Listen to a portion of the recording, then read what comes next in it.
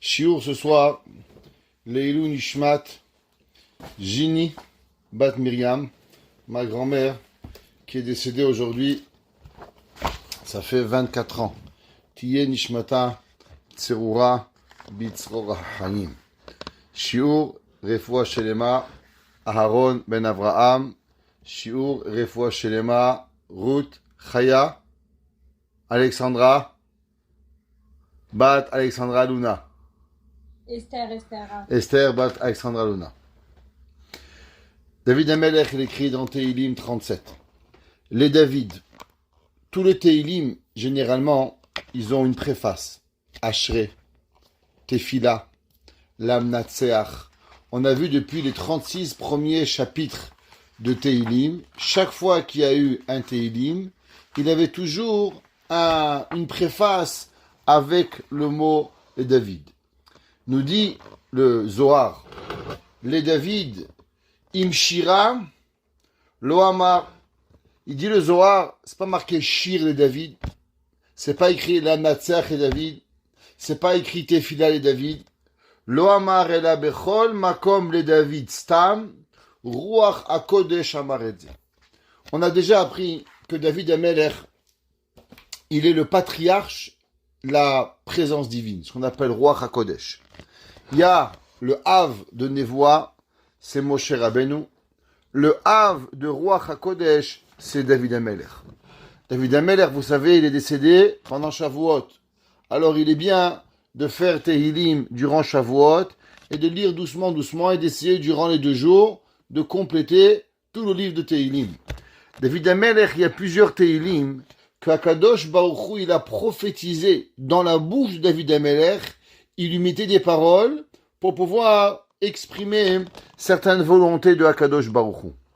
Rashi nous explique et nous dit, que veut dire les David?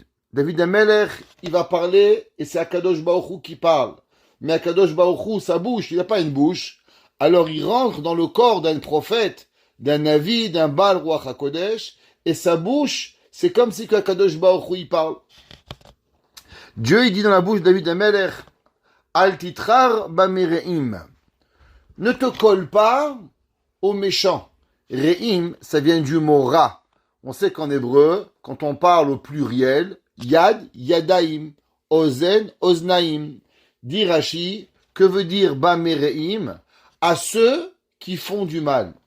Al tekane, ne jalouse pas beose avla. Nous enseigne les mefarshim. Ce chant-là de David Amelech, il nous parle à cause qu'il y a malheureusement des gens méchants et des gens mauvais. Et souvent, on sait que les gens, ils sont mauvais. On sait que nous, on est bons et eux, ils sont mauvais. Mais souvent, les gens, ils vous disent, Monsieur le Rav, à quoi ça sert d'être bon? Regardez lui, il est mauvais, il est riche, il est beau, il est intelligent, il a tout ce qu'il veut dans le monde. Et moi, j'essaie d'être bien. Je prends des claques du matin au soir, je me prends un PV, mon mari, ma femme, mes enfants, ils me parlent pas. Des fois, on a envie de devenir méchant, en pensant qu'en devenant méchant, alors on va avoir plus de hatzlacha, on va avoir plus de réussite. Nous dit David Amelech, dans ce Tehilim, on va voir que David Amelech va dire attention, ne regarde pas la superficie et le superficiel de ce qui se passe par rapport aux gens méchants. Il faut savoir qu'en vérité, le bon, il va régner. Et tout ce que la personne, elle peut voir, malheureusement, n'est pas la réalité. Parce que la réussite des méchants, Ena el alezman katsar. Regardez Hitler, il marchait ben zichro. Il a fait trembler le monde. Il a fini comment? Mort comme un rat. Prenez Ben Laden. Il a fait trembler l'Amérique. Il a fait trembler le monde entier avec ses attentats. Il a fini comment? Mort, tué, sans manger, sans boire, comme rien. Le mal, par son excellence, il n'a pas de longue vie. Le mauvais, il ne peut pas avoir une longue vitalité. Et à la fin, elle va être seulement, elle va perdre et elle va périr. Et qui c'est qui va véritablement rester? C'est seulement les bonnes personnes.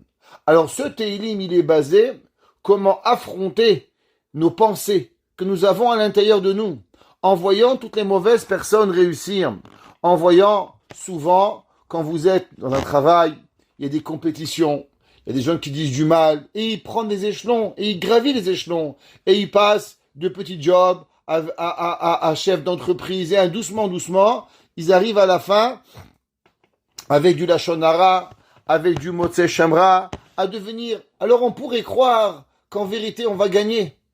Rappelez-vous toujours ce qu'il a dit. Il a dit Hillel. Hillel, un jour, il a vu une tête qui flottait dans les eaux. Qu'est-ce qu'il a dit Hillel? Mande atfach atfuchu mande atfuch atfach. Tu sais, si tu as été tué dans la mer, c'est à cause que sûrement toi tu as tué. Mais n'oublie pas que celui qui t'a tué, lui aussi va être tué. Celui qui prend un travail, celui qui prend une position en écrasant l'autre, rappelez-vous toujours, c'est vrai que vous avez été écrasé, que lui, il a pris un job, eh ben, de la même façon que lui, il a pris le travail ou il a pris la position en écrasant quelqu'un, alors il viendra un jour où on verra, et une autre personne viendra, et elle va l'écraser, elle va le prendre. David Amelech, il nous dit, en aucun cas, on doit se comparer au mal. David Amelech, il dit, à tout celui qui écrit sa remontrance, si tu veux véritablement rester et pouvoir surmonter ces épreuves, les épreuves de la vie ne sont pas faciles. Il y a seulement une seule chose qui va arriver, et avec quoi on doit savoir, c'est la Emouna. Ce soir, on va parler, Bezrat Hashem, d'un cours de Emouna. C'est quoi la Emouna? David Amelech, il dit, Al titrar bamireim, ne te mélange pas avec les mauvais pour leur ressembler et faire comme eux. Ve'al tekane be'ose avla, et n'essaye même pas d'être jaloux pour les personnes qui font du mal à cause que véritablement le mal il est mauvais. David Amelech il dit, mais qu'est-ce qu'on peut faire? Malheureusement on est humain et on voit leur hatzlacha, leur réussite, ils disent du mal, ils font du mal, c'est la vie et ils réussissent. Comment on doit le voir? David Amelech il dit attention, ne te laisse pas séduire sur leur réussite. Pourquoi? Parce qu'il y a une herbe qui s'appelle Khatsir. Khatsir, vous savez, c'est comme cette belle petite fleur jaune que vous avez dans votre pelouse. Elle est magnifique. Et pourtant, combien de temps elle reste? Elle est jaune, après elle devient du pollen, et après elle disparaît, elle devient des orties. Elle a l'air magnifique, cette fleur. Et pourtant, combien de temps elle va rester? Elle reste 24 heures, elle n'a rien. David Amelech dit, regarde, tu sais, Kike Khatsir, comme une fleur qui a l'air magnifique, mais Herayimalou, avec une rapidité extrême, elle va partir. Et tu sais, il y a certaines légumineuses qui ont des fleurs. Et pourtant, la fleur de légumineuse, du légume, elle est belle, mais très rapidement, elle disparaît et elle fait un fruit et elle va partir. David Amelech dit, attention, n'est pas en aucun cas l'envie de leur ressembler, parce que le but n'est pas la feuille, n'est pas la fleur, mais en vérité le but est le fruit qui est dans la terre. David Amelech, il écrit dans le verset 3, et il dit, si l'homme, il se dit que comment je vais faire si moi, je vais pas ressembler aux mauvaises personnes. Alors, si moi, je vais pas ressembler aux mauvaises personnes, David Amelech, il dit, comment je vais faire? Parce que les gens dans le business, c'est tous des voleurs. Les gens dans le business, c'est tous des arnaqueurs. Être honnête.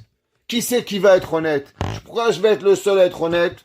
Alors moi, je vais faire comme tout le monde. Tout le monde vole, je vole. Tout le monde ment, je mens. Tout le monde est un bandit, je suis un bandit. Au roi des bandits, au royaume des bandits, on devient bandit. David Amelech, il dit, pourquoi moi, je vais être le seul pigeon à donner la tzedaka? Personne y fait. Personne y vient. Personne y l'aide. Pourquoi moi, le pigeon? Pigeon de service? Pourquoi? Pourquoi être un pigeon de service, David Amelech dit? Comment moi je vais nourrir ma famille? Si tout le monde il vous vend 1 kilo pour 900 grammes, alors pourquoi moi je vous vends 1 kilo pour 1 kilo? Comment on va faire cela? David Amelech dit attention, Betar Bachem. Et la confiance à Kadosh Baruch Hu, qui va te donner tous les besoins de ta vie. Ve'ase tov, et fais le bien. Shechon Eretz. Et si tu vas faire cela, alors tu pourras rester sur terre de nombreuses années. Ur-e Emuna. On va parler par la suite du concept de Ur-e Emuna. Ur-e Emuna, ça veut dire, et va faire paître la Emuna. Ça veut dire quoi? Res emilachon, faire manger. L'homme, il doit manger. À chaque seconde de sa vie, il doit manger la Emouna. La Emouna, elle doit être à chaque moment de notre vie. L'homme, il doit vivre à chaque moment, il doit vivre avec la Emouna.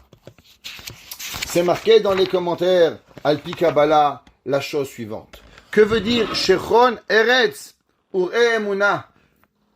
Vis sur terre, mange la Emouna, itaneg al Hashem, et du plaisir à Dieu, veiten echa mishalot libcha. Quand l'homme il fait plaisir à Kadosh Baruch Hu, alors automatiquement il pourra avoir toute sa volonté. Qu'est-ce que ça veut dire? Hachamim nous explique qu'en vérité, pourquoi un homme il a besoin de mentir? Pourquoi un homme il a besoin de voler? Pourquoi un homme il a besoin d'avoir ce qui ne doit pas venir chez lui de la bonne façon? Tout cela, il arrive malheureusement à la personne qui a de l'orgueil. Je veux te manger, je veux t'avaler, je veux te déchirer. Tout provient, ces mauvaises milieux d'où elles proviennent? Elles ne proviennent uniquement de la Ga'ava. Comment la personne, il arrive vraiment à avoir la Emouna? La Emouna, la confiance en Dieu, elle vient avec la Hanava. Zochel arbe yegia veshalvat nefesh. Vous savez, si vous voyez des gens qui sont toujours nerveux, ils n'ont pas la tranquillité. Quand ils me voyaient, il marche à la synagogue, il n'est pas bien. Il vient à la maison, il n'est pas bien. Sa vie, c'est un enfer. Faut avoir pitié de lui. Mais d'où ça vient? Ça vient de son orgueil. Vous voyez un homme, il a toujours le temps pour tout. Il sourit avec tout le monde. Il est gentil avec tout le monde. Il est heureux dans sa vie de ménage, familial, parental, fratrie, à tous les niveaux. Pourquoi? C'est parce qu'il s'attend à rien. Plus vous vous attendez dans le monde, et plus vous êtes dans l'attente, et plus vous êtes dans l'attente, et plus votre vie, elle est un calvaire. T'attends ton père, t'attends ta mère, t'attends ta sœur, t'attends ton beau-père, t'attends de tout le monde. Et ta vie entière, tu crois que le monde, il va venir à ton service. Le monde, mais calme-toi, apprends. L'homme qui a la Emouna, alors il a la Hanava. Quand l'homme il a la Hanava, personne ne lui doit rien. L'homme qu'on lui doit rien et qui doit à l'univers, qui doit au monde, alors automatiquement, il va être heureux. Qui a rerov metzukot mare nefesh shel adam, em ketotzaot ma'aregesh hagadlut. Il écrit dans les Sfarim de Kabbalah que toutes les tristesses que vous avez dans votre cœur, en majorité, vous savez d'où elles proviennent? Elles ne proviennent seulement du sentiment qu'on vous a maltraité. Et pourquoi vous avez le sentiment qu'on vous a maltraité? Parce que vous aviez au préalable dans votre tête un sentiment qu'on vous devait quelque chose. Mais si dans le sentiment on vous doit rien, alors automatiquement, il n'y a pas un problème. Mais au moment où l'homme il est petit, au moment où la personne, elle comprend qu'en vérité, qu'est-ce qu'on mérite? Nous ne sommes rien du tout. Alors l'homme, il est toujours joyeux. Il est heureux de ce qu'il a et heureux de ce qu'il a. Un homme, il se lève le matin, il dit, Baruch Hashem, je vis. Baruch Hashem, j'ai une femme. Baruch Hashem, j'ai un mari. Baruch Hashem, j'ai un père. Baruch Hashem, j'ai un toit. Baruch Hashem, j'ai l'électricité. Baruch Hashem, j'ai un frigidaire. Baruch Hashem, je vis. Alors automatiquement, il est bien. La vie, elle est faite pour nous donner des besoins. Toute la vie, elle est basée sur quoi? Ce que tu as pas, le travail que tu as pas, l'argent que tu as pas, le costume que tu as pas, la paire de chaussures que tu as pas, toujours ce que tu as pas. Et te mettre en permanence dans tes manques. Et toujours t'angoisser. Te donner un petit mot, ça s'appelle la rama. Vous connaissez rama? Ça vous angoisse. D'où elle vient cette angoisse? C'est parce qu'on croit toujours qu'en ayant plus, on va être plus heureux. Qu'en vérité, c'est faux. Regardez les pauvres.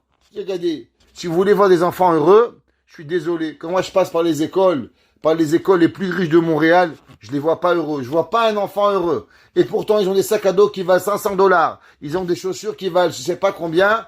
Et ils font une tête tishabeav.com. Prenez les petits noirs en Afrique. Ils ont pas de chaussures. Ils sont pieds nus et ils ont un sourire jusqu'aux oreilles. Qu'est-ce qui arrive? Eh bien, quelque part, ils pensent qu'on leur doit rien. Ils sont là, ils sont heureux, ils ont à manger, ils ont une banane, ils ont un bout de pain, ils sont contents. La richesse et l'envie ne nous rend pas heureux. C'est pas vrai. Vous savez qu'est-ce qui nous rend heureux? Ça nous rend heureux quand notre cœur il est rempli. L'homme il se sent calme. L'homme il se sent en plénitude. Ce qu'on appelle en hébreu shalva. Shalva, ça veut dire du bonheur. Et alors, il peut remercier Akadosh Baruch Hu sur tout ce que Akadosh Baruch Hu lui donne. Il peut demander à Akadosh Baruch Hu que Dieu ne lui enlève rien. Un homme, il a de quoi manger, il a du pain. Il y a deux façons de voir. Et laissez-moi vous raconter une histoire incroyable. Ça m'a pris longtemps pour accepter cette histoire. Il y a un jour un rave en Israël qui était un très grand rave et il a été mis dans un camp de concentration.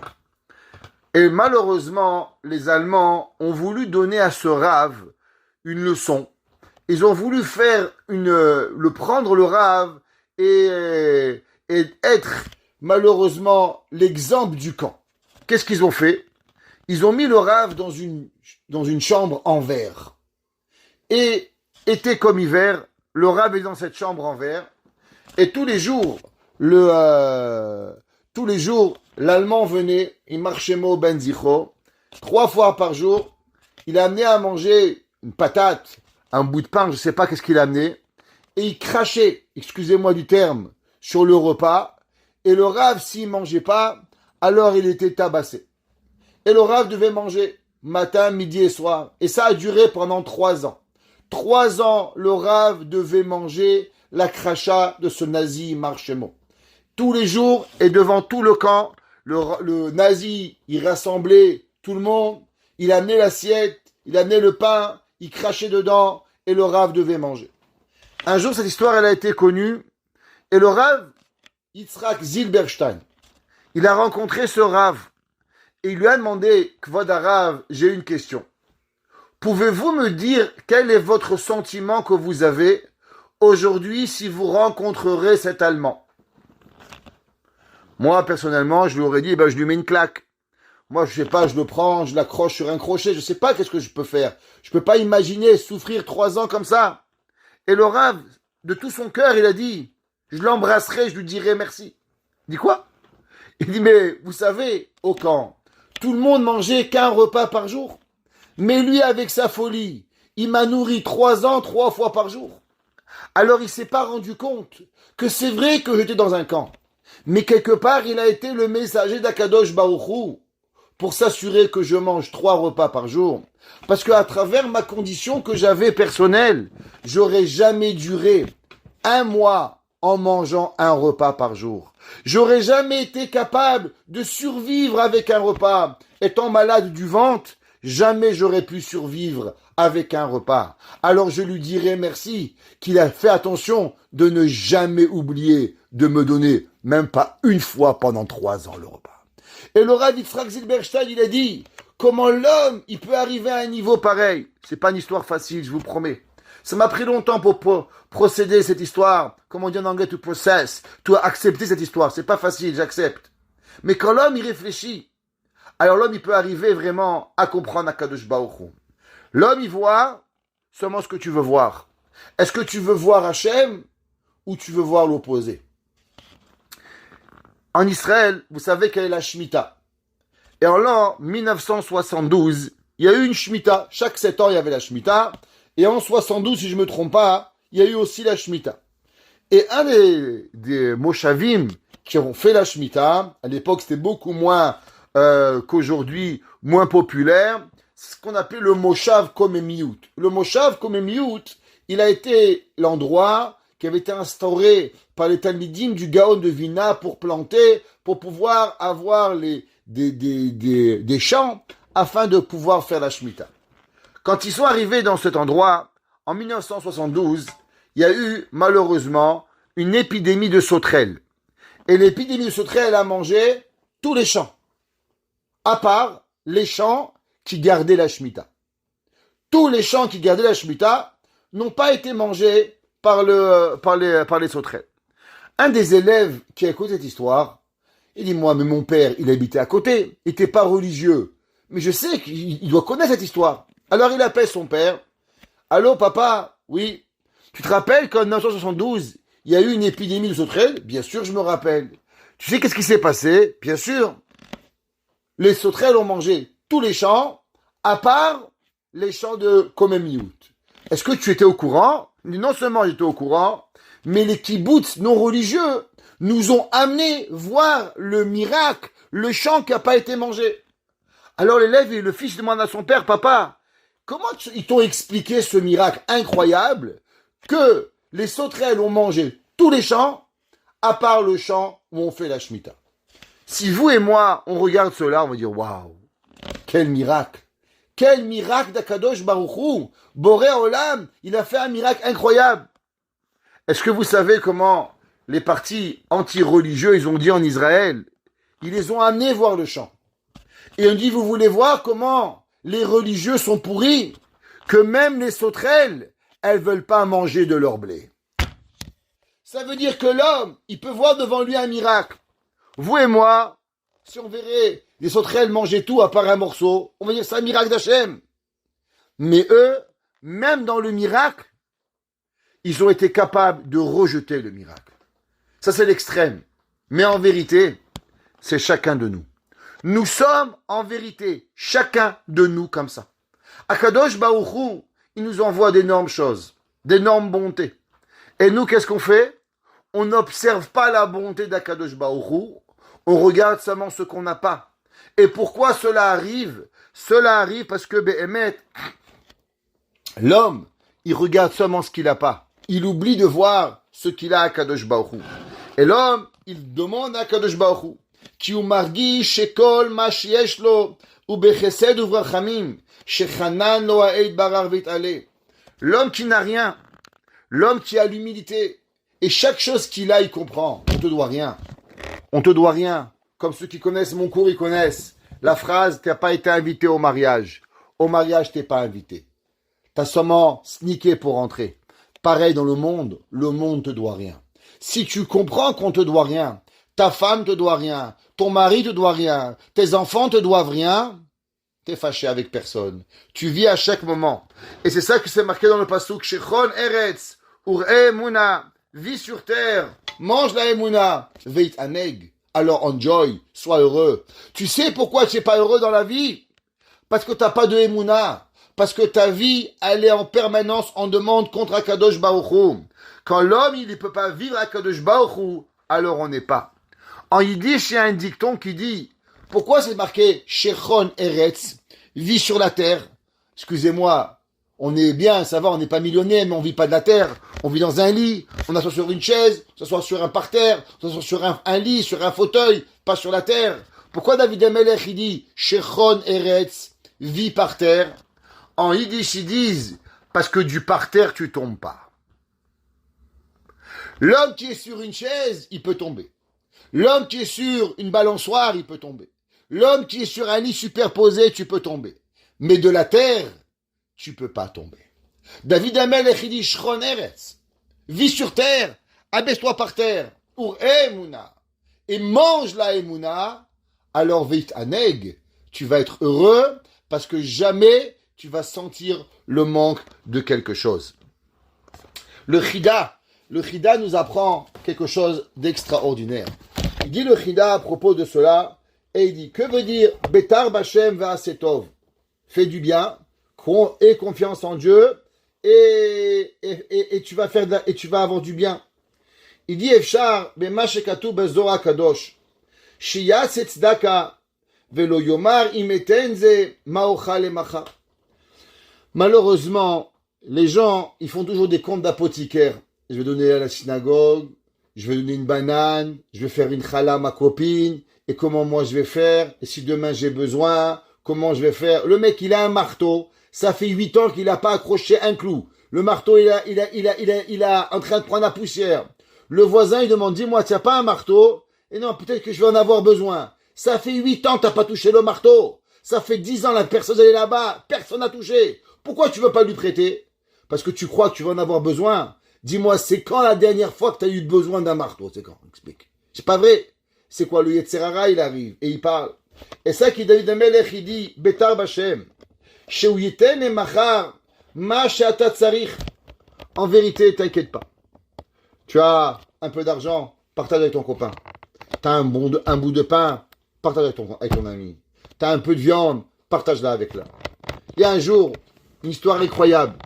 Il y a une personne très pauvre en Israël. Elle avait une chavruta. Et ensemble, 2 amis de Torah, qui étaient assez pauvres. Un des deux, il arrive au kollel avec un sourire. Son ami lui demande, dis-moi, pourquoi tu as le sourire aujourd'hui? Il dit, tu sais, ce soir, demain soir, c'est Shavuot. Et ça fait plusieurs mois que ma femme et moi, nous n'avons pas eu de poulet à la maison. Mais Baruch Hashem, depuis quelques semaines, nous avons économisé sou par sou et nous avons mis de l'argent pour acheter un beau poulet. Alors, pour Shavuot, on a acheté ce beau poulet et aujourd'hui, je suis parti à la boucherie et j'ai acheté un beau poulet. Alors, ça me donnait le sourire, la vérité. J'arrive au collège, j'imagine déjà le repas de Shavuot avec ce poulet. Ma femme va te le farcir. On va avoir un poule farci, on va s'éclater, on va manger, on va faire un kiff. Top. L'ami rentre à la maison et il dit à sa femme, tu sais, mon ami Shimon, il a acheté un poulet. Est-ce que toi, tu as pas un poulet? Alors elle lui dit, désolé, pas d'argent. Alors il dit, tu sais quoi, je vais demander à mon ami qui nous donne un peu de poulet. Alors il va toquer à la porte, il dit, tu sais mon ami, je suis désolé. Dieu préserve, j'ai pas de jalousie pour toi. Je suis pas jaloux. Et ta femme, tu m'as dit que vous avez acheté un poulet, regarde. Vous savez, les Ashkenazim, ils mangent une soupe, Shabbat, vendredi soir, ils mangent toujours la soupe. Il y a beaucoup de raisons pourquoi ils mangent la soupe, mais on va pas rentrer maintenant pourquoi. Mais c'est une coutume ashkénaze de manger une soupe. Est-ce que tu pourrais pas couper les ailes du poulet et me donner juste les deux ailes? On les met dans la soupe.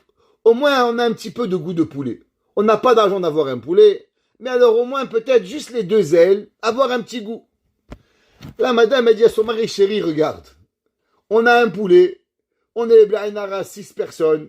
Tu commences à couper les ailes, qu'est-ce qui va nous rester? Je comprends, c'est ton ami, ta chavrouta. Mais regarde, à la fin, il faut que nous aussi on mange. Alors le copain il dit à sa femme, chérie, je te dis la vérité, le poulet pour 6, il n'est pas suffisant. Alors qu'on a un poulet sans les ailes ou avec les ailes pour 6 personnes, ça va pas donner grand chose. Donne-lui les ailes. Sa femme a dit, tu sais quoi, t'as pas de problème, t'as raison. Elle ouvre le congélateur, et qu'est-ce qu'elle trouve dans le congélateur? Son bébé de 2 ans, qui était tombé dans le congélateur, ils avaient fermé la porte. Le bébé était à la veille de mourir, quelques secondes était congelé. Akadosh Baruch lui dit, toi tu donnes 2 ailes, moi je te rends un enfant. L'homme il doit savoir, Alpitora, d'après la halacha, est-ce qu'il devait donner le poulet? Je sais même pas. Je sais même pas si Béhémet, il a le droit de donner le poulet, il n'avait pas assez pour lui. Mais une chose elle est sûre, ceux qui sont aussi souvent dans nos cours, on apprend une chose. Le but, c'est jamais de faire ce qu'il faut. C'est jamais l'obligation. C'est de faire, est-ce que c'est ça que Hachem veut de moi? Est-ce que Hachem il peut savoir que moi je vais profiter avec un bon poulet et mon copain, ma chavrouta, elle a rien? Comment tu pourras regarder ta chavrouta dimanche matin? Comment tu pourras regarder ton frère, ton sang, ta chair? Toi tu kiffes et lui il a pas? On peut pas. David Amelech il écrit Betar Bashem Shuiten et Machar Machata Tsarir. T'inquiète pas, donne. Demain, Dieu va te redonner. Ve'asetov Shechon Eretz. Et il dit le Chida. Izir ala anava. Que veut dire Shechon Eretz, comme on a dit? Dieu a demandé qu'on soit humble. Sheye anav meod ve'nafsho ke'afartiye. Que notre âme, elle soit comme la terre. Ou bazetiye merkava la shrina. Souvent les gens ils demandent, rabbin, vous allez arrêter avec vos cinémas. Toujours il faut l'humilité. Qu'est-ce que je gagne? Qu'est-ce que moi je gagne d'avoir l'humilité? Allez, dites-moi. À la synagogue, je donne le livre le premier, je donne ma place. Je viens chez mes beaux-frères, je leur donne la place. Mes beaux-frères, ils sont là. C'est moi qui débarrasse, c'est moi qui fais les chalotes. C'est toujours moi qui appelle. Mais qu'est-ce que je gagne de tout ça? Si des fois, j'étais apprécié. Bon, alors, à la fin, ça va. T'es le beau-frère sympa. Quand il y a une bracha sous la choupa, on te donne. Mais c'est pas vrai. Quand il y a une bracha et un mariage, à qui on donne? Au beau-frère qui est le gueulard de tout le monde. À qui on donne? À qui on va faire le kavod? À la belle-sœur ou au beau-frère ou à la personne qui va toujours crier parce qu'on a peur qu'il fasse un scandale de tout. Et le gentil gars, il reçoit rien. Alors à la fin, pourquoi on est gentil? Il dit le chida, allez, soyez honnêtes mesdames et messieurs, c'est quand que ça vous a rapporté quelque chose d'être gentil? Jamais. Les gens gentils, on se fait écraser. Les gens gentils se font piétiner. Alors à quoi ça sert? Pourquoi Hachem me demande d'être gentil si vraiment ça sert à rien? Il dit le Chida, tu as raison. Mais écoutez bien. Il dit, la personne qui a la Hanava, tu sais qu'est-ce que tu vas être dans ce monde? Rien. On va te piétiner. Dans ce monde, on va te marcher dessus. Seulement, tiye merkava la shrina. La personne qui va avoir l'humilité, il va mériter dans le monde futur, pas seulement d'être proche de Dieu, c'est qu'il y a le monde, il y a les anges, il y a la présence divine et il y a toi. Toi, tu vas être encore plus haut que tous les anges qui puissent exister. Mais qu'est-ce que j'ai fait? J'ai rien fait. C'est ça. Celui qui est en bas ici, alors il est le plus haut en haut. Rabbi Shimon Bar Yochai, ils lui ont demandé, qu'est-ce que tu as vu en haut? Il a dit, j'ai vu en haut, le monde en bas et le monde en haut sont un miroir. Ce qui est à gauche, ce qui est en bas, dans ce bas monde, il est en haut. Et ce qui est en haut, il est en bas. Qu'est-ce que ça veut dire? Ça veut dire que celui qui est ici, plein d'orgueil, en haut, il est en bas. Et celui qui est en haut, il est dans ce bas monde, il est zéro. Il vaut rien. Shron Eretz, celui qui a rien. Alors, Ur-e Emouna. Alors tu vas être le berger de la Emouna. C'est quoi la Emouna? Il dit le Chida, la Emouna, c'est la Shrina. Emouna, c'est Shrina. Celui qui est Shron Eretz, celui qui va vivre par terre, qui va résider par terre, dit le Chida, Ur-e Emouna. Pas tu vas manger la Emouna, mais qu'est-ce que tu vas avoir? Tu vas être le gardien de la Emouna pour pouvoir y arriver.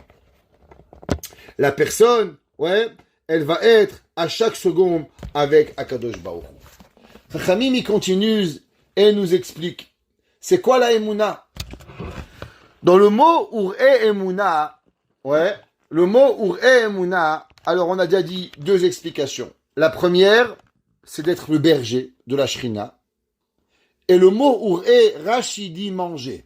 Qu'est-ce que ça veut dire manger? Qu'est-ce que ça veut dire manger la Emouna? La réponse, elle est que de la même façon qu'un homme, il doit manger tous les jours. Un homme, il mange pas, il meurt. Il va manger un jour, tu jeûnes 2 jours. Je pense que le maximum qu'une personne peut pas manger, c'est la reine des 7, la règle des 7, je crois. 7 jours, je pense que tu peux vivre sans manger.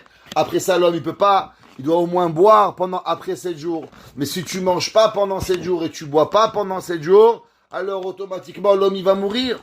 Donc, tu es obligé de manger. Tu es obligé de boire. Imken, la personne, elle doit venir et elle doit manger la Emouna. Les gens, vous savez, ils pensent, quand ils étaient petits, ils sont allés à un cours chez le rabbin. Il dit, les enfants, où est-ce qu'il est Dieu? Dieu, il est en haut, Dieu, il est en bas, Dieu, il est à droite, Dieu, il est à gauche. Et ça fait 50 ans. On leur demande où il est Dieu? En haut, en bas, à droite, à gauche. Est-ce que tu as fait un cours de Emouna? Pourquoi? Mais j'ai été à l'école. Hachem est là, Hachem est ici, Hachem est partout à la fois. En haut, en bas. Alors ils croient que ça s'arrête là. Ça s'arrête pas là. Ils disent les Sfarim, ou Emouna, si tu vas pas manger la Emouna tous les jours, vous savez qu'est-ce qui arrive? Eh ben, tu perds la Emouna. Un homme, il peut aller à un mariage. Vous avez tous fait votre anniversaire de mariage, Baruch Hashem. Vous allez à Chops. Vous prenez un plat, 300-400 $. Vous allez je sais pas où, dans quel restaurant où vous aimez aller. Et vous sortez du restaurant, il dit à sa femme, aïe, aïe, aïe. J'ai mangé des sushis jusqu'à là. J'ai bu jusqu'ici. Je vais pas manger pendant une semaine, t'as mangé bien mangé.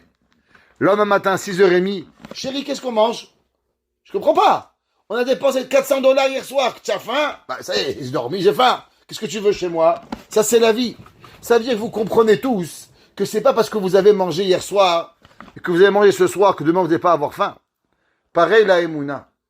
C'est quand qu'on travaille la Emouna. La Emouna, c'est pas quelque chose que la personne, elle peut être et elle peut vivre sans la travailler. Si tous les jours de notre vie, La personne, elle n'est pas à chaque seconde de sa vie à demander la Emouna, alors il perd la Emouna. Vous savez, comment on travaille la Emouna? On travaille la Emouna de deux façons. Première façon de travailler la Emouna, c'est la prière. Demandons à Dieu de croire en Dieu. Je ne sais pas si vous avez vu ce vidéo, mais pas une vidéo, c'est ces mots de ce papa qui a perdu 2 enfants l'année dernière à Méron, Monsieur Nachman El Haddad. Et dans une vidéo, il dit que quand il a perdu ses enfants, il a prié à Hachem une chose. S'il te plaît Hachem, j'ai perdu 2 enfants. Fais que je ne perds pas ma Emouna. Je t'en supplie, fais que je ne perds pas la croyance à Hachem. Ça veut dire quoi? Qu'en vérité, un homme, il perd la Emouna. Un homme qui a une difficulté, la première question qu'il se demande, pourquoi moi? Pourquoi moi? Allez, faut être honnête. Vous savez qu'est-ce qui se passe chez David Ameller? David Ameller n'était pas menteur. Vous savez quelle différence il y a entre nous et David Ameller? C'est David Ameller qui savait dire les vérités. Nous, on se ment. Nous, on croit qu'on est des super-héros. David Ameller, il savait qu'il n'était pas un super-héros. Il y avait un jour, un rave, il s'appelait Rav Levi Yitzhak Bender. Et il y avait un rave, il est vendu le voir, Rav Levi Yitzhak Bender, tous les soirs, au milieu de la nuit, il s'arrêtait et il faisait Tikkun Chatzot. Il pleurait pour Akadosh Baruch Hu. Ça s'appelle Tikkun Chatzot. On pleure sur la destruction du temple. Alors, le Rav, il a vu le Rav Bender. D'habitude, il était en pleurs. Il était avec toute sa concentration à voir Behemet, le temple détruit. Ce soir-là, le Rav Levi Yitzhak Bender, il n'était pas très dans sa prière, il n'était pas là. Alors le monsieur va le voir et lui dit, Rabbi, vous allez bien? Vous n'êtes pas comme d'habitude. Il dit, oui, je sais. Tu sais, demain, il y a une Brit Mila à la synagogue. Il dit, oui, Mazal Tov, c'est qui? Il dit, c'est le fils du Av Bedin de Yerushalayim. Ah, Mazal Tov. Et alors? Et tu sais, le Sandak, il va être le grand-père. Le deuxième grand-père va être le deuxième Sandak. L'oncle, le Av Bedin, il va avoir le Kiddush. Et moi, je vais rien avoir. Je vais pas recevoir des honneurs. Alors le Rav, il le regarde un peu surpris. Et le Rav, il continue. Et dit, mais en vérité, c'est pas les honneurs qui me dérangent. C'est qu'à l'âge de 85 ans, j'ai encore pensé tellement de choses. Il dit, comment ça se fait qu'à l'âge de 85 ans, je me pose encore ces questions? Est-ce que je vais être sandak? Est-ce que je vais recevoir du kavod? Et je pleure. Pourquoi? À l'âge de 85 ans, je suis pas encore guéri de cette maladie de kavod. Le Rav, il a dit, vous savez quoi? Ce qui m'a choqué le plus, c'est que ce Rav, il a été honnête pour m'en parler. Un Rav normal, il essaie de cacher, il essaie de mentir, il essaie de raconter un baratin, mais un gadol, un homme grand, vous savez ce qu'il fait? Il avoue sa vérité. David Amelech, il dit, Ur Emuna. Si tu penses que croire en Dieu, c'est une fois, si tu penses que, à cause que tu étais petit à l'école, alors on a vu, et on t'a parlé de Dieu et ça suffit pour que tu t'en rappelles, t'as rien compris. Akadosh Baruch Hu, faut en parler à chaque seconde dans sa vie. Chaque prière, pense à Dieu. Chaque fois que tu fais une mitzvah. Vous savez, les gens, ils font plein de mitzvot. Mais je vous pose une question. C'est quand la dernière fois que vous avez fait une mitzvah et que vous avez pensé que vous faites une mitzvah parce que Akadosh Baruch Hu, il vous le demande? Je répète la question. Vous n'avez pas compris. Vous faites plein de mitzvot. Vous faites Shabbat, vous couvrez la tête, vous avez pris vos parents, vous faites plein de mitzvot. Allô papa, allô maman, on fait des chalotes, on fait ci, on fait là. C'est quand qu'on s'est arrêté, la dernière fois, et on a dit, waouh, vous savez les enfants, ce Shabbat, on va faire Shabbat. Pas parce que c'est sympa de Shabbat, parce qu'on mange ensemble du bon poisson au pois chiche, mais on fait Shabbat parce que Hachem, il me le demande. On fait pas Shabbat parce qu'on mange Adam Hot. On mange pas à Shabbat parce qu'on mange la Pkaïla ou la Dafina, mais on fait Shabbat parce qu'Akadosh Baruch Hu, il a dit que celui qui fait Shabbat, alors il publicise, il rend public que Akadosh Baruch Hu, il a créé le monde. C'est quand la dernière fois qu'on a dit, vous savez les enfants, je vais appeler mon père, je vais appeler ma mère, pas parce que je suis une personne polie, pas parce que je suis une personne qui est bien éduquée, mais j'appelle mon père pour accomplir la mitzvah des 10 commandements de Kibud Avahem. C'est quand qu'on s'est relié à la Torah.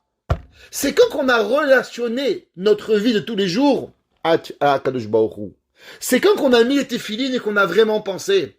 Je mets les téphilines parce que Hachem me demande de mettre les téphilines tous les jours. Pas parce que la société, elle me demande, et parce que je fais partie du rabbinat, ou de la synagogue, ou de Beit Rambam, ou de Rochaïm, ou je sais pas de quelle synagogue vous faites partie. Alors tous les matins, on met les téphilines, on s'arrête.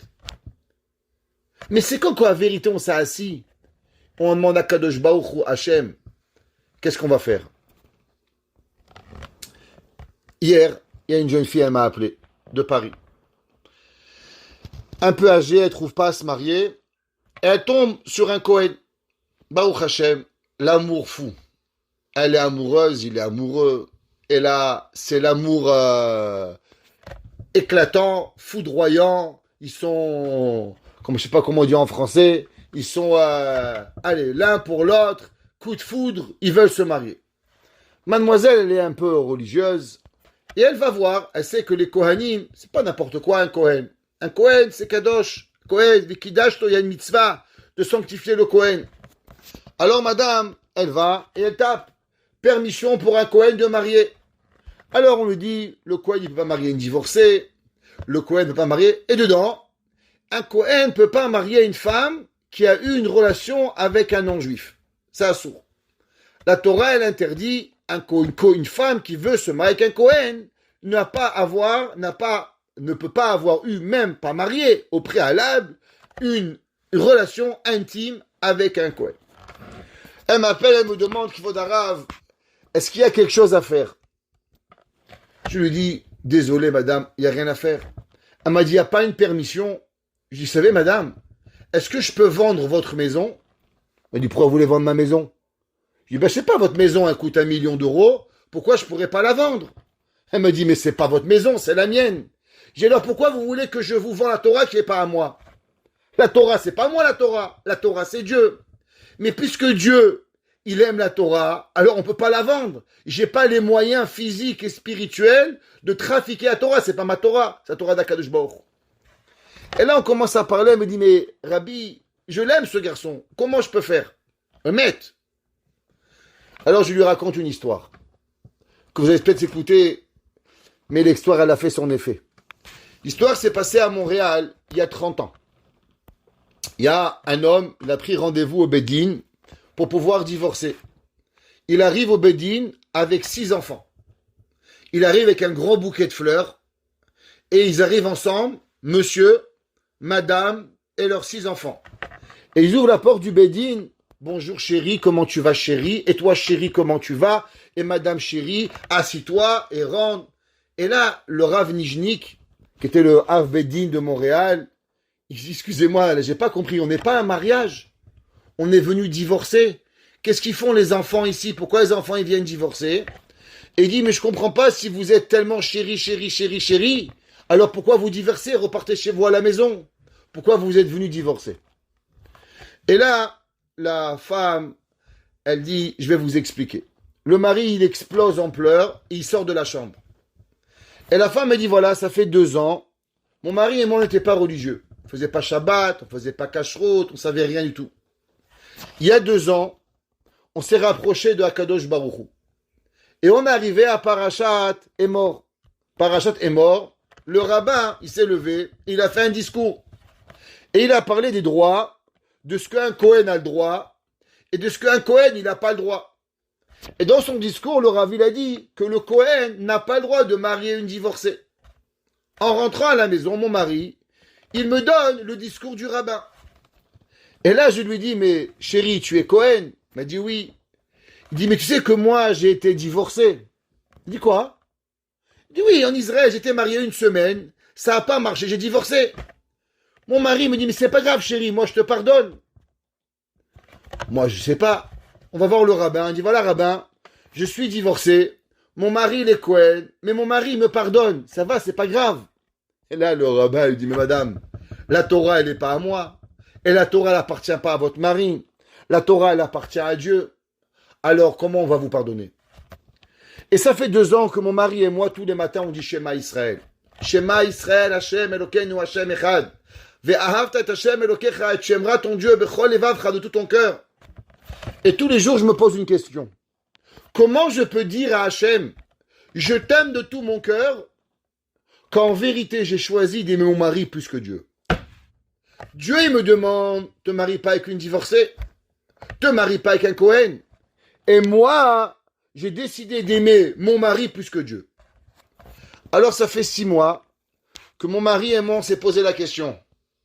Est-ce qu'on peut continuer à dire Shema Israël tous les jours? Parce qu'on doit être franc avec nous-mêmes. Qui nous aimons plus? Dieu ou notre union? Aujourd'hui, on est venu avec nos enfants, pas parce qu'on se dispute, pas parce qu'on se bagarre, et pas parce qu'on se haït. Mais on a décidé de divorcer par amour. Mais pas par amour de l'un de l'autre, par rapport à l'amour d'Hachem. Et on veut que nos enfants y voient qu'est-ce que des parents, qu'est-ce que des juifs veulent faire quand ils aiment Dieu. Ils sont capables d'aimer Hachem à un niveau qu'on est capable de divorcer par amour de Dieu. Et j'ai raconté cette histoire à cette madame. Et madame, elle m'a dit, Rabbi, il n'y avait pas d'autres mots qui pouvaient me rentrer dans le cœur. Et je lui ai dit, madame, si vous aimez Dieu, alors vous savez qu'est-ce que vous avez à faire. Et la madame, bien sûr, elle a pris la décision d'arrêter et de ne plus continuer dans cette union avec cette personne. Qu'est-ce que ça veut dire? Ça veut dire qu'on peut vivre toute sa vie, divorcé, marié, moitié Shabbat, moitié Kippour, moitié tout ce que vous voulez. C'est vrai. Seulement parce que Ur-e Emouna, il n'y a pas. Tu manges pas la Emouna. Tu n'es pas en train de vivre Dieu. Tu comprends pas que Dieu, il te parle tous les jours, il te demande, hey, Shimon, tu fais Shabbat? Yitzhak, tu manges kasher? Rachel, tu fais les nérotes? Tu fais la kashrou? Tu vas au mikvé? Ça va, il a parlé le bon Dieu, ça fait 15 ans. Tu n'es pas là. Ur-e Emouna. Mange la Emouna. Qu'il est inyan la Emouna. Parce qu'à propos de la Emouna, l'irot ou la chayot est la Emouna akdosha. Il faut vivre la Emouna. Chaque seconde, bitfila ou ba mitzvot. She'em kaviachol hamachal va'amishe shaneshama. Un jour, j'avais un cousin. Il aime se prendre un peu pour un rabbin. Il n'est pas rabbin. Alors, il est parti voir avec moi le rabbi de Skolen. Alors, le rabbi de Skolen, il m'a demandé qui vous êtes. Il dit Rav Kremizi, à Yeshiva, top. Alors, mon cousin, il dit, je suis son cousin, top. Alors, le rabbi lui demande, vous étudiez? Alors, il dit, ouais, rabbi, vous inquiétez pas, 2 fois par semaine. Alors, le rabbi dit, alors vous mangez aussi 2 fois par semaine? Alors, le monsieur dit, non, je mange tous les jours. Non, 2 fois par semaine. Il dit, mais pourquoi vous voulez que je mange 2 fois par semaine? Il dit, mais parce que tu étudies 2 fois par semaine. Alors pourquoi tu manges tous les soirs? Si tu manges tous les soirs, alors tu étudies tous les soirs. Ça doit être égal. Pareil, Ur et Emouna. L'homme, il doit vivre avec sa Emouna pour pouvoir que la personne doit exister. Maintenant, qu'est-ce que ça veut dire Shechon Eretz? Alpi Kabbalah, vous savez, c'est marqué qu'on connaît, il y a les 10 sphères. Les 10 sphères, c'est quoi? On commence par Keter, en haut, et après, on va Chochma, Bina, Da'at, Chesed, Gvura, Tiferet, Netzach, Od, Yesod, Malchut. Dans la Kabbale, si on pourrait imager, si vous lèveriez les yeux vers le ciel, qu'est-ce que vous verrez? C'est quoi la première des 10 sphères que vous allez voir? Si vous allez voir dans le ciel, si les cieux s'ouvraient, et s'ouvrirez, vous verrez, c'est quoi la première mida que vous allez voir? La première mida que vous allez voir, c'est la mida de Malchut. Pourquoi? Malgré qu'elle est la dernière, mais puisque ça va de haut en bas, donc automatiquement, si vous levez les yeux vers le ciel, qu'est-ce que vous allez voir comme première sphère? Vous allez voir la dernière des midas, la mida de Malchut. Et en montant, vous allez voir Yesod, et après vous allez voir Hod, et après Tiferet, et après Netzach, Tiferet, Gvura, Chesed, et ainsi de suite. Donc la dernière chose que vous allez voir, c'est quoi? C'est la Mida de Malchut. La Mida de Malchut, c'est quoi? Eh bien, la Mida de Malchut, en vérité, elle s'appelle aussi la Mida des Regel. Elle s'appelle la Mida des pieds. Pourquoi elle s'appelle la Mida des pieds? À cause que c'est marqué dans les Sfarim, dans le Zohar, que la personne, quand elle va, la dernière chose et le plus bas, eh ben c'est la Malchut. C'est quoi la Malchut? La Malchut, en vérité, les gens y pensent que plus la personne, elle écrase les gens, et plus la personne, elle est en règne. Mais en vérité, Akadosh Baruch Hu, il dit, c'est pas ça. Vous savez que tout le monde, tout l'univers, n'a été créé seulement et uniquement que pour la Mida de Malchut. Et c'est pour ça que la Mida de Malchut, elle est la seule et unique sphère qui est au féminin. Toutes les autres sphères, elles sont tous masculines. Chesed, Gvura, Tiferet, Netzach, Hod, Yesod. La seule qui est féminine, c'est quoi? Midat Malchut. C'est pour ça qu'elle est souvent relationnée, la Midat de Malchut, à la femme. Pourquoi? Parce que tout ce qui est féminin, il prend. Tout ce qui est masculin, il donne. On n'est pas en train de prendre d'argent ou pas. On n'est pas en train de parler de ça. On part dans les sphères. Quand vous avez un mâle et une femelle, le mâle, c'est la vis, la femelle, c'est l'écrou. Tout ce qui donne s'appelle masculin, tout ce qui reçoit s'appelle féminin, d'après la Torah. Des fois, Kadosh Baruch Hu, il est appelé masculin, et des fois, Kadosh Baruch Hu, il est appelé féminin. Tout dépend de quel mida il est. Mida de prendre ou mida de donner. Tout l'univers n'a été créé que pour la mida de Malchut. Et la mida de Malchut, elle est quoi? Elle est la dernière des midas. Pourquoi la Mida de Malchut, elle a mérité d'avoir l'univers au complet? À cause que la Mida de Malchut, elle est la plus petite. À cause que la Mida de Malchut, elle est en vérité le summum de l'humilité. À travers les 10 sphères d'Akadosh Baruch Hu, la seule qui ressent le moins Dieu, si on pourrait parler à ce niveau-là, c'est la Mida de Malchut. À cause que elle sait qu'elle est tellement basse, alors automatiquement elle se ressent tellement loin de Dieu, alors elle pense qu'elle mérite rien, alors du fait qu'elle mérite rien, alors elle a tout mérité. C'est pour ça que Baruch dit Shechon Eretz. Tu sais, quand tu vois la terre, l'homme, pourquoi la terre elle s'appelle la terre? Parce que la terre elle fait pousser. Parce qu'on est sur la terre, s'il n'y a pas de terre, il n'y a pas de vie. Et pourtant la terre elle est inerte. La terre elle est rien. Shechon Eretz. Vis sur terre, Ur Emuna. Alors tu pourras vivre avec la Emuna de pouvoir avoir Akadosh Baruch Hu. Rabbi Nachman de Breslev, dans ses livres, dans le livre de l'Écoute Moharan, il a plusieurs enseignements qui parlent de ce verset de Shechon Eretz Ur Emuna. Et il dit, qu'est-ce que ça veut dire Be'emet Shechon Eretz Ur Emuna? Rabbi Nachman il écrit et il dit, d'abord, que veut dire Betar Bashem Va'asetov, crois en Dieu et fais le bien. Il dit Ikar Atzdaka ou Aidea Bitachon. Il dit comment une personne, elle peut donner quelque chose. Vous travaillez, vous gagnez $10, $20 de l'heure, je ne sais pas combien vous gagnez, et vous donnez $10 à un pauvre. Comment vous arrivez? C'est 1 heure de votre vie. Quand vous donnez à un homme 10 pièces et vous gagnez $10 de l'heure, qu'est-ce que vous venez de lui donner? Vous venez de lui donner 1 heure de votre vie. Est-ce que 1 heure de ma vie, elle lui vaut la peine? Si je vous demande une question, il y a un homme, il est malade, et vous lui demandez, Rabbi, est-ce que vous acceptez qu'on lui donne 1 an de votre vie? Il y avait un jour, en Eretz Israël, un grand rave qui était malade. Et il y avait les Bachourim, ils avaient décidé chacun de rajouter 1 jour de sa vie, de donner 1 jour de sa vie au Rosh Hashiva. Et il y avait quelques centaines de Bachourim, et ils sont allés chez un grand rave, et il lui a demandé au rave, et vous Rabbi, combien de jours vous donnez à ce rave? Le rave, il a réfléchi, il a dit 1 seconde. Et quoi? Il dit, mais la vie, c'est ce qui est le plus important. Comment on peut donner 1 jour? L'histoire, elle est qu'à la fin, chacun a donné exactement le nombre de jours que les Bachourim avaient donné, le Rav a survécu. Mais le Rav avait dit, en vérité, la vie, ça se donne pas. Alors comment on donne de l'argent? Comment on donne la tzedaka? La tzedaka, c'est la vie. L'argent, c'est votre travail.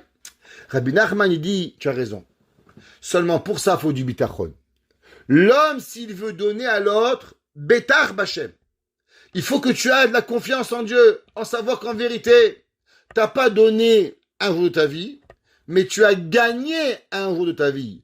Pourquoi le chesed, c'est marqué, celui qui fait chesed à Kadosh Baruch Hu, il lui rajoute la vie? Parce que le chesed, c'est quoi? C'est de la vie. L'argent, c'est de la vie. Et quand toi, tu le donnes, alors Kadosh Baruch Hu, il te redonne la vie. Prinat betava setov, ki eno betachon, eno yachol asot tzedaka. Toute personne qui veut faire du bien, en vérité au préalable, et le bien que vous allez faire, il va être dépendant de quoi? De combien vous avez de confiance en Dieu. Vous allez le soir, amener votre beau-frère, votre belle-sœur, votre oncle, votre ci, votre là. Un juif vous demande un service, vous l'aidez. Pourquoi vous l'aidez? Il n'est pas votre mère, il n'est pas votre femme. Pourquoi vous l'aidez? La réponse, elle est simple. T'as bitachon. T'as confiance en Dieu. Un homme te demande quelque chose. Pourquoi t'as demandé à toi? Explique-moi, il y a 7 milliards d'habitants. Pourquoi il est venu te voir à toi pour te demander de lui donner des cacahuètes? Je sais pas le vent de cacahuètes, non? Pourquoi t'as demandé à toi? La réponse bitachon, mon frère. Et confiance. Si Akadosh Baruch Hu, il te l'a envoyé à toi, c'est parce que c'est toi qui vas lui donner. Oui, mais qu'est-ce que tu veux pour moi? Betar Bachem. Crois en Kadosh Baruch Hu. Parce que celui qui n'a pas la confiance, il va toujours avoir peur de donner. Veikar tzedaka ou aide bitachon. Sheboteach Bachem shelo yafsid. Vous savez ce que c'est la tzedaka maximale? C'est quand l'homme, il sait, je te donne. Prends mon frère, prends la challah, prends le pain, prends le poisson. Il va rien me manquer. Aide tzedaka kelal. Ki Hashem yitbarach yivarchu bigel davar hazeh. L'homme, s'il a la confiance, c'est marqué dans Malachi. David, le dernier Malachi qu'on a eu, Masa devar Hashem biad Malachi, les morts ahavti etrem, Akadosh Baruch Hu, il dit, je vous ai aimé. Et là-bas, c'est marqué, Bechanu nina bazot. Donnez la tzedaka.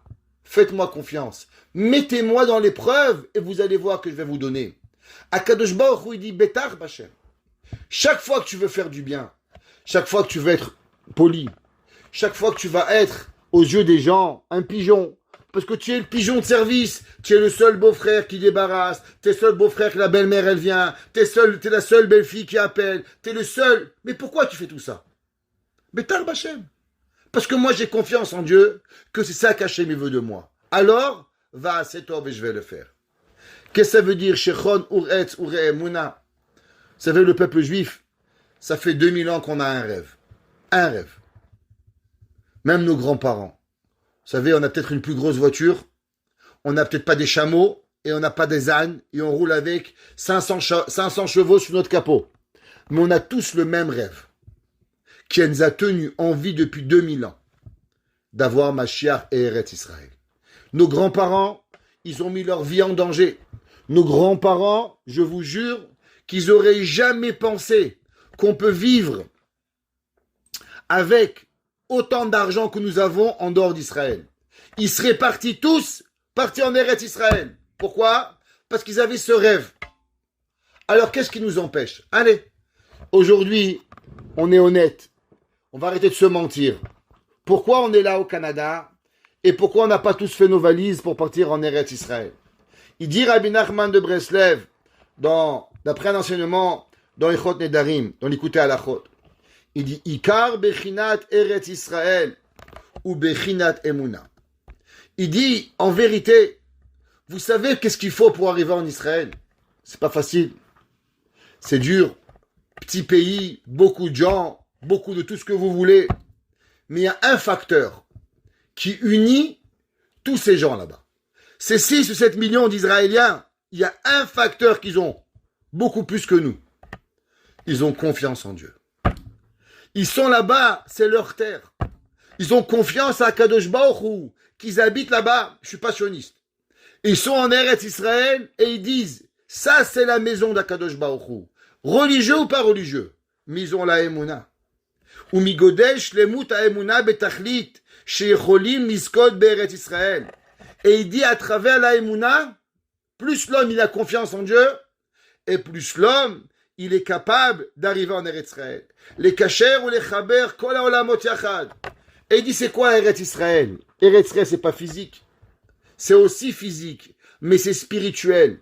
C'est quoi? C'est l'association de l'univers. Comprendre que le début de l'univers est en Eretz Israël. Le début de l'humanité c'est Eretz Israël.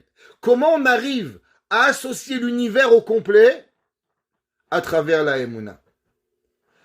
À travers connecter les anges d'en haut et les anges du bas. Qu'est-ce que Yaakov a vu, nous, il a vu en Israël? Veine malachim olim veyordim, les anges y montent et ils descendent. Pourquoi? Parce que la porte du ciel, c'est quoi? C'est Eretz Israël. Parce que ça, c'est véritablement la shlemut, qu'il est impossible à l'homme d'y arriver seulement à travers la Emouna. Un homme me dit, est-ce que tu es conscient qu'en vérité, le monde ici, c'est que de passage? Avec tes bêtises, c'est l'éternité. Oh, tout le monde y meurt, mon frère. Qu'est-ce que tu racontes? Tu vois pas que tout le monde meurt, que t'arrêtes de rêver. Comment l'homme, il arrive à avoir des notions de vie qu'à travers la Emouna. Et c'est pour ça qu'en vérité, l'homme ne peut monter de degré et d'avancement dans sa spiritualité seulement et uniquement à travers Eretz Israël. Et c'est marqué dans l'Ikutei Moharan, dans la Torah Kaf, que chaque fois que vous montez de niveau, vous devenez une meilleure personne, meilleure kashrut, meilleure tsniout, meilleure shabbat, meilleure gentillesse, meilleure tout ce que vous êtes. Chaque fois que vous voulez grandir dans n'importe quoi, moins d'achonara, moins de parler mal contre les gens, faire attention à ce qu'on regarde, ce qu'on entend, à chaque niveau que nous sommes, ça dépend que d'une chose, de Eretz Israël.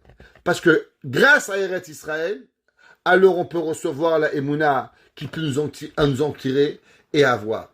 C'est pour ça qu'en vérité, David Amelech, il dit, l'homme, il est en vérité, s'il veut recevoir tous les plaisirs du monde, si l'homme, il veut être que Akadosh Baruch Hu te donne tout, il y a une façon d'obtenir tout. Emouna. Betar Bashem. Et confiance en Dieu. Va'aseto, fais de bien, n'aie peur de rien. Shechon Eretz, vis en Israël. Vis dans la Bechina de Eretz Israël. C'est quoi Bechina de Eretz Israël? Comprends qu'en vérité, Akadosh Baruch Hu, il peut connecter tous les univers. Comment? Ur Emouna. Mange la Emouna, vis la Emouna, reste avec la Emouna. Quand l'homme est dans la confiance de Dieu, qu'est-ce qu'il est? Pasuk Dalet. Vit aneg el Hashem. Alors tu vas avoir les plus grands plaisirs du monde. Et c'est quoi le plus grand plaisir du monde? Veiten echa mishalot libecha. Quand l'homme, il s'attend à rien. Quand l'homme, Béhémet, il est totalement il refuse même de croire qu'il mérite quelque chose, alors c'est là que Akadosh Baruch Hu, il vous donne tout ce que vous avez besoin. Veiten lecha, il va te donner, même ce que tu veux pas demander.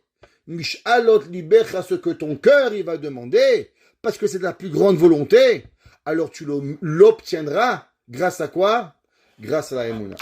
Qu'Akadosh Baruch Hu fasse que nous arrivons à ce degré de Emouna constante, Emouna dans la prière, Emouna dans nos actions, Emouna chaque fois qu'on fait une mitzvah, chaque fois qu'on met une tzedaka, chaque fois qu'on est gentil avec quelqu'un, qu'on se rappelle que l'on fait pour Akadosh Baruch Hu, on se rappelle d'avoir l'humilité, ne pas être dans l'orgueil, ne pas être dans la méchanceté. Alors Akadosh Baruch Hu, il vous et nous bénira de tous les plus grands plaisirs et que Akadosh Baruch Hu nous donne Mishalot, Libenu et Tova, Baruch Hanai Leolam. Amen ve Amen.